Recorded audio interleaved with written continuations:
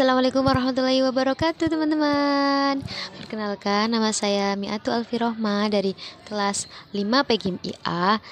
Di sini saya akan membuat sebuah video tentang tutorial ukuran pemusatan data dan tabel distribusi frekuensi. Jadi di sini saya membuat video dengan tujuan untuk memenuhi tugas aplikasi statistik yang diampu oleh beliau, Ibu Irma Dwi Tantri. Oke, langsung aja ya teman-teman. Oke, langkah yang pertama tentunya kalian harus sudah mempunyai aplikasi SPSS ataupun PSPP kalau nggak salah. Tapi di sini saya akan menggunakan aplikasi SPSS yang tentunya kalian harus masuk dahulu aplikasi SPSS. Sebelumnya di sini saya sudah memsiapkan sebuah data. Saya juga sudah memasukkannya. Kemudian kalian langsung ke variable view. Lalu tulis variabelnya dengan desimal itu 0 dan measure itu scale. Ingat-ingat itu variabelnya desimal 0, measure-nya scale. Oke teman-teman, setelah itu kita langsung masuk ke tampilan data view, yang tentunya kita harus mengcopy paste data yang telah kita tentukan. Sebelumnya kan pastinya kita sudah menentukan data-data yang akan kita coba ya. Lah, setelah itu kita akan menganalisis deskriptif dari data, dan data dianalisis secara terpisah. Oke, kita langsung masuk ke analyze. Di situ kita pilih deskriptif statistik, lalu kita pilih frekuensi. Oke, setelah itu masukkan kedua variabel tersebut dengan mengklik variabel dengan tanda panah. Oke, jadi di situ tanda panahnya kita klik. Setelah itu kita masuk ke menu statistik.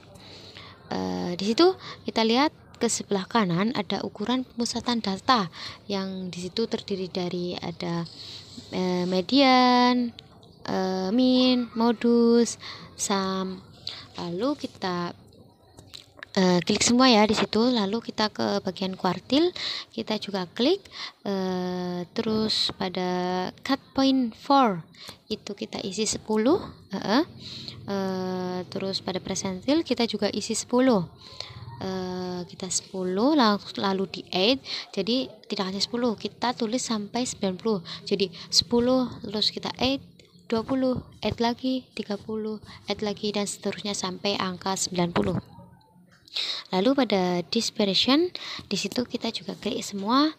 Lalu setelah kita klik semua, kita continue. Setelah kita continue, kita oke. Lalu kita sudah muncul datanya, yang di situ terdiri dari statistik, post test, dan pretest. Oke teman-teman, kita tadi sudah menyelesaikan tentang mencari ukuran pemusatan data. Untuk selanjutnya kita akan membuat tabel distribusi frekuensi. Oke, yang langkah pertama kita tentunya memilih data. Kita pakai data yang tadi ya teman-teman. Setelah itu tentukan banyak kelas. Bisa dihitung dengan K sama dengan 1 plus 3,3 log 35 sama dengan 6. Oke, yang selanjutnya kita harus menentukan panjang kelas dengan rumus 55 dibagi dengan 6 sama dengan 10. Jadi di sini kita akan mengelompokkan menjadi 6 kelas, dan setiap kelasnya terdiri dari 10, masing-masing 10. Oke, selanjutnya kita lihat nilai minimal dan maksimum. Di sini minimalnya berjumlah 30, yang maksimalnya 85. Jadi kita intervalnya harus memuat dua nilai tersebut. Tadi kan kelasnya berjumlah 6, yang masing-masing 10. Jadi kita buat intervalnya dari sebelumnya 30, jadi 29. Jadi yang pertama 29 sampai 38, 39 sampai 48, 49 sampai 58, 59 sampai 68, 69 sampai 78, dan yang terakhir 79 sampai 88. Jadi masing-masing interval itu 10. Oke, setelah itu kemudian kita pilih menu transform, lalu pilih record into different variable. Oke, kemudian kita pilih salah satu variabel, lalu diberi nama. Di sini diberi namanya terserah kalian. Kalau di sini saya pakai pretest mi. Lalu kita klik change dan tentukan nilainya. Di sini kita pilih rank, dimulai dari nilai interval 29 sampai 38 sampai 79 sampai 88 ya, kita sebutkan semua di situ.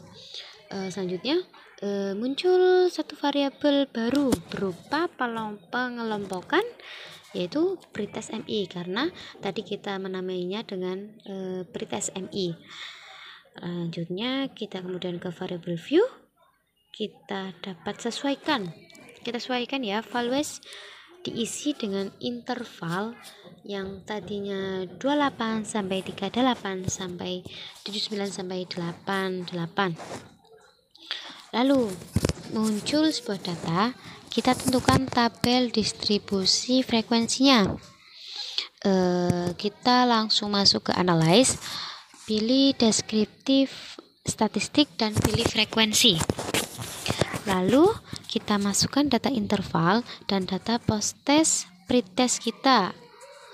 Lanjutnya kita di sini sebelum kita kita klik statistik agar kita bisa melihat frekuensinya. Kita hapus tanda centang atau checklist sebelumnya, lalu Nah, setelah itu kemudian kita dapatkan sebuah data distribusi frekuensi, begitu teman-teman. Mungkin itu yang bisa dapat sampaikan.